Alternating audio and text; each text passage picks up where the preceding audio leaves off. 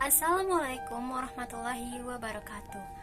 Halo, perkenalkan nama saya Salsabila dengan NIM 2111211025 dari jurusan Ilmu Kesehatan Masyarakat kelas A3.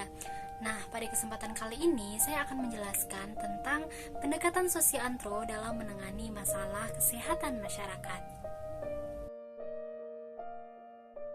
Sebelum itu, kita harus tahu dulu nih tentang sosiologi dan antropologi kesehatan. Nah, sosiologi kesehatan adalah studi tentang perawatan kesehatan sebagai suatu sistem yang telah terlembaga dalam masyarakat, kesehatan, dan kondisi rasa sakit, serta hubungannya dengan faktor-faktor sosial. Nah, sebagai suatu bidang yang spesifik, sosiologi kesehatan diartikan pula sebagai bidang ilmu yang menempatkan permasalahan penyakit dan kesehatan dalam konteks sosiokultural dan perilaku. Selanjutnya, antropologi kesehatan, yaitu studi tentang pengaruh unsur-unsur budaya terhadap penghayatan masyarakat tentang penyakit dan kesehatan. Nah, antropologi kesehatan dipandang sebagai disiplin biobudaya yang memberi perhatian pada aspek-aspek biologis dan sosial budaya dari tingkah laku manusia, terutama tentang cara-cara interaksi antara keduanya sepanjang sejarah kehidupan manusia yang mempengaruhi kesehatan dan penyakit.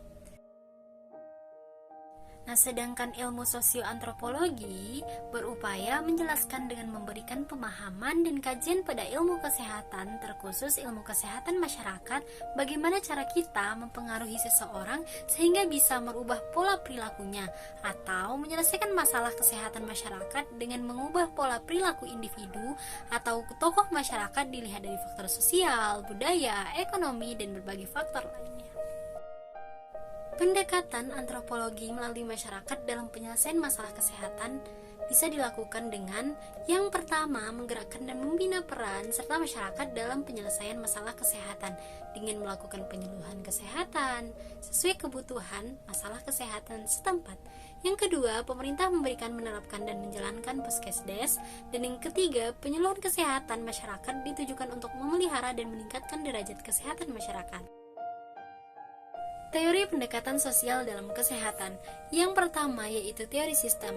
Nah, teori ini berhubungan dengan keseluruhan aspek sosial, manusia, struktur, masalah organisasi, serta perubahan hubungan internal dengan lingkungan sekitarnya. Yang kedua yaitu teori kebutuhan manusia. Nah, teori ini menggambarkan bahwa proses kesehatan selalu difokuskan pada kebutuhan individu yang sangat unik dan juga sebagai bagian dari keluarga dan juga masyarakat. Yang ketiga yaitu teori persepsi. Nah, setiap perubahan yang terjadi pada manusia memiliki persepsi yang berbeda antara individu satu dengan individu lainnya yang berakibat pada masalah kesehatan.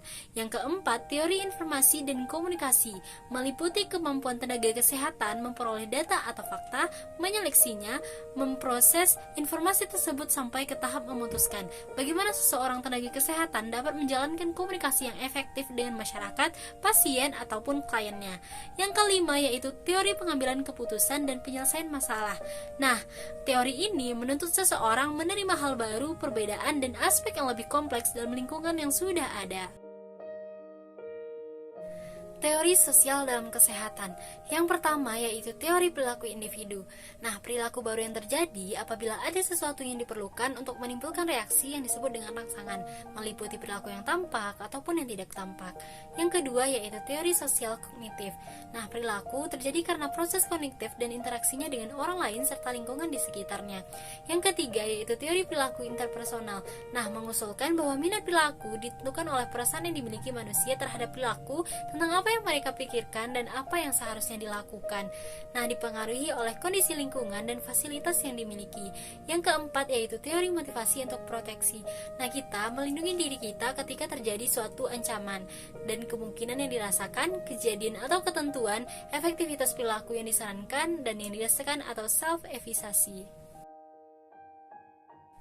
Dalam upaya memahami suatu gejala sosial dalam masyarakat, maka studi-studi dalam sosiologi dilakukan dengan dua macam pendekatan, yaitu pendekatan etik dan pendekatan emik. Nah, pendekatan emik yaitu berusaha untuk memahami perilaku individu atau masyarakat dari sudut pandang individu tersebut atau masyarakat yang bersangkutan. Nah, biasanya pendekatan emik ini lebih bersifat relatif dan subjektif dan banyak menggunakan kata-kata atau bahasa dalam menggambarkan perasaan individu tersebut. Sedangkan pendekatan etik analitik, yaitu menganalisa perilaku atau gejala sosial dari pandangan orang luar serta membandingkan dengan budaya lain. Nah, pendekatan ini lebih bersifat objektif, dapat diukur dengan ukuran dan indikator tertentu. Contoh masalah kesehatan masyarakat. Nah, masyarakat suku asli Papua melakukan perilaku menyirih karena adanya kepercayaan yang diwariskan turun-temurun oleh para leluhur. Perilaku menyirih yang dilakukan oleh masyarakat di Papua cenderung tidak mengimbangi menyirih dengan menggosok gigi karena terdapat kebiasaan menggosokkan kulit buah pinang pada permukaan gigi. Kebiasaan ini dianggap sama seperti menggosok gigi karena masyarakat percaya bahwa kebiasaan tersebut dapat menghilangkan noda pada gigi serta membersihkan sisa bahan menyirih yang terdapat pada sela gigi. Kepercayaan serta khasiat menyirih bagi kesehatan gigi dan mulut membuat masyarakat cenderung tidak menjaga kebersihan mulut dengan baik. Terdapat banyak masyarakat yang memiliki perubahan warna pada gigi, penumpukan plak, dan karies gigi. Nah, selain itu, masyarakat percaya apabila tidak menyirih justru akan mengalami sakit gigi karena mengobati sakit gigi dengan menyirih lebih praktis daripada pergi ke pelayanan kesehatan. Beberapa cara yang dilakukan dalam menangani masalah kesehatan masyarakat dengan pendekatan sosioantro. Yang pertama, seorang tenaga kesehatan masyarakat harus mengetahui permasalahan dan kondisi masyarakat yang dituju. Misalkan pada kasus tadi, maka tenaga kesehatan masyarakat harus tahu dulu nih kira-kira masyarakat Papua itu seperti apa, kondisi masyarakatnya itu bagaimana, dan sebagainya. Yang kedua, yaitu mengubah persepsi masyarakat tersebut agar menghasilkan perilaku sesuai yang diharapkan. Nah, tadi masyarakat Papua beranggapan bahwa menyirih sangat baik untuk kesehatan gigi dan mulut sehingga tidak perlu gosok gigi, dan jika mengalami sakit gigi maka bisa diobati dengan menyirih karena lebih praktis dan tidak perlu pergi ke pelayanan kesehatan.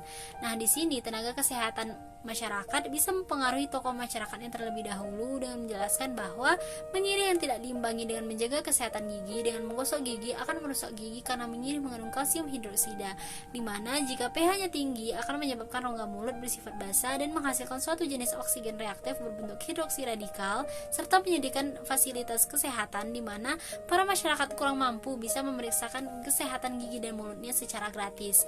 Nah, yang ketiga, tidak menghilangkan budaya yang berkembang dalam masyarakat tetapi mampu mengkombinasikan antara budaya dan teknik kesehatan yang ada. Nah, bagi masyarakat Papua, menyirih merupakan suatu budaya, maka tenaga kesehatan masyarakat menjelaskan bahwa menyirih boleh saja dilakukan asal tetap menjaga kesehatan gigi dan mulut dengan menggosok gigi. Yang keempat, yaitu mengadakan pengedukasian secara bertahap dan berkala dan kegiatan yang menarik minat masyarakat. Nah, di mana pengedukasian yang terus-menerus akan merubah perilaku masyarakat sesuai yang diharapkan, dan kegiatan yang bisa dilakukan misalnya rumah binaan di mana masyarakat bisa melakukan hal positif dan mendapatkan pengetahuan baru tentang kesehatan yang ada. Sekian penjelasan dari saya, semoga dapat bermanfaat untuk kita semua dan mohon maaf atas segala kekurangan. Saya akhiri, wassalamualaikum warahmatullahi wabarakatuh.